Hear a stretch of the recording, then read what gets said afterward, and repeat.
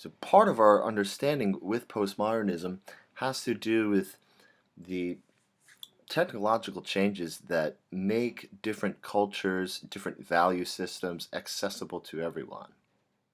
And this exposure and coexistence makes authority sort of invalid.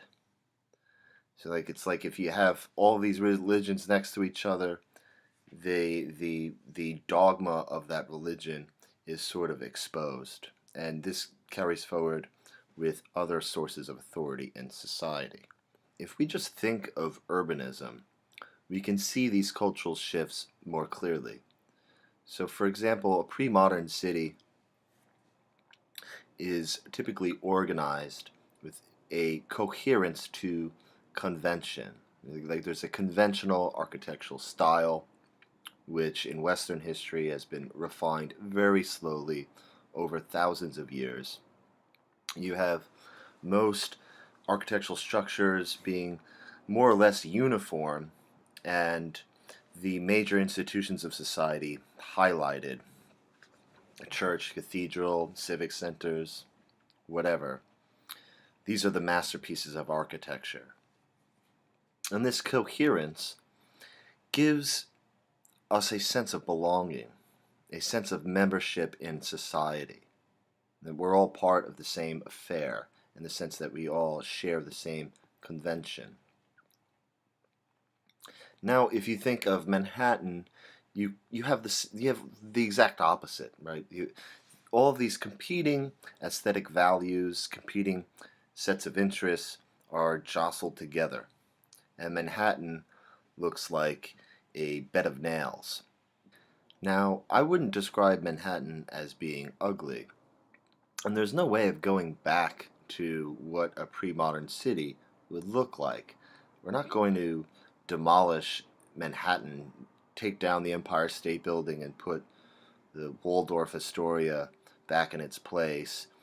There's nothing to reclaim without completely desecrating what we have. And I would not want to endorse that by any means. So how do we address this issue? And I would say that contemporary artists deal with that problem. It is very difficult to describe how contemporary artists reconfigured this postmodern world where there's no set way of living your life or understanding the world around you.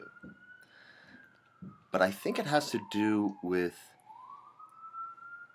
allowing us to see past the cult of consumerism, the cult of utility that colors our perception of everything.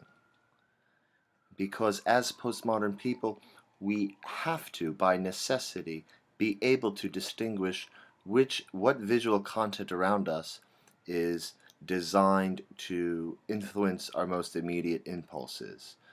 I'm kind of thinking about advertisement here. So we have to be trained to see that there are different ideologies operating around us, different interests operating around us. And that is why postmodern criticism is so obsessed with illuminating the capitalist hierarchy in culture. And contemporary artists, as they produce work, they're sort of taking from this reservoir that I described earlier, this aggregation of cultural content, all of the advertisements and paintings in the museums and shit you see on your smartphone, memes. This comprises our visual culture in the postmodern world. And when artists make work, they are seeing past the vested interests that are behind so much of what we see, especially as consumers. Our most immediate impulses are constantly being assaulted and attempting to influence us to buy something. By cultivating an interest in contemporary art, we develop a sort of accumulated sense of meaning that art can direct our attention to a sort of mutual awareness where, despite the fact that advertisements trying to get you to buy something, despite the fact that everything that you see is trying to influence you, you can still appreciate this content in a disinterested point of view.